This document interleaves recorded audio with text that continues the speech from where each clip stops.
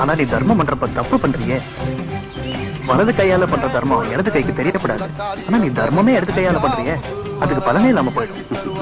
தெரியும் சாமி, பலனை எதிர்பார்த்து செய்யறதுக்கு பேரு தர்மம் இல்ல. நினைச்ச இடத்துல நினைச்ச நேரத்துல செய்யறதுக்கு பேரு தான் தர்மம்.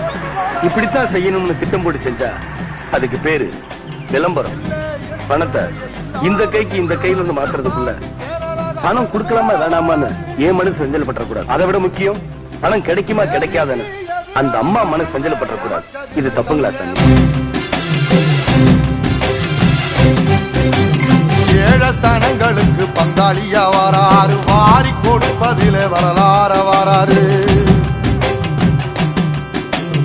ஐயா ஊர்வலத்தில் ஆராத்தி எடுக்கத்த ஆகாச சூரியனே ஆசைப்படும் நீ வாரு.